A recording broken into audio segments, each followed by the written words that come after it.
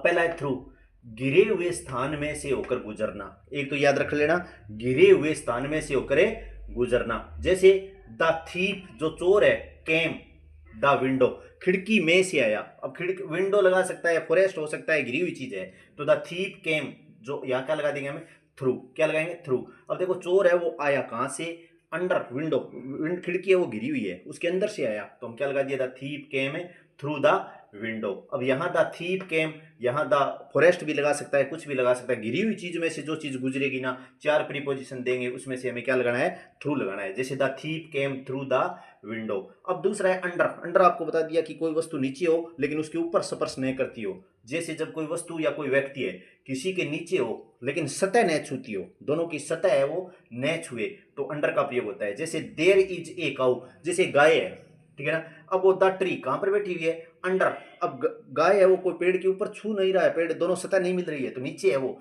ठीक है ना, जो वो आपस में सतह नहीं मिलती, तो देयर इज ए काउ, अंडर लग जाएगा इसमें, अंडर द ट्री। एक गाय है जो कहां पर बैठी है, पेड़ के नीचे। एक और देख लो, ए कैट वाज सिटिंग, एक बिल्ली है वो बैठी हुई थी कहां पर, द टेबल, मेज के। अब देखो मेज के नीचे जब बिल्ली बैठती है ना तो दोनों की सतह नहीं छूती, आपस में दोनों मिलती नहीं है, सतह दूरी मिल रहती है। तो एक कैट वाज सिटिंग, एक बिल्ली है वो कहां पर बैठी हुई है, द टेबल यानी मेज के अंडर, अंडर लगेगा क्योंकि दोनों की सतह नहीं छूती है। अंडर डॉग हो सकता है, आदमी का नाम लिख सकते हैं, जो चीज किसी को ऊपर वाली चीज नहीं छुएगी ना वहां पर क्या लगा देंगे, अंडर लगाएंगे। A cat was sitting under the table. तो ये चीज है द थीफ। पहला तो ये देखो, थ्रू गिरे हुए स्थान में से होकर गुजरना, कोई स्थान होगा और वहां से गुजरेंगे, गिरा हुआ स्थान होगा उससे गुजरेंगे। द थीफ केम, जैसे ये वाक्य लिखा है मैंने, थ्रू द विंडो, चाहे कितने और लिख लो, यहाँ पर विंडो की जगह द फॉरेस्ट लगा दो, कोई भी चीज हो गिरी हुई स्थान होना चाहिए। तो द थीफ केम जो चोर है वो आया कहां से, द विंडो यानी खिड़की से। और अंडर आपको बता दिया, अंडर जो नीचे कोई वस्तु है या आदमी है, ऊपर वाली वस्तु कोई मेज हो चाहे कुछ भी, उसको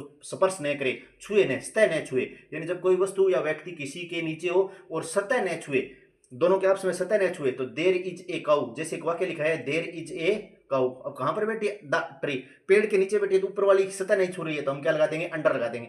ए कैट है, जैसे बिल्ली है, वाज सिटिंग, अब कहां पर बैठी है, अंडर, कहां पर है वो, नीचे है, अंडर द टेबल। अब जो बिल्ली है वो बिल्ली मेज के टकरा नहीं रही है तो हमने क्या लगा दिया, अंडर लगा दिया। तो ये एक प्रकार का छोटा सा एक मेरा टॉपिक है, और इस प्रकार मैंने जो टॉपिक का आज करवाया, दो प्रीपोजिशन और कल करवाऊंगा।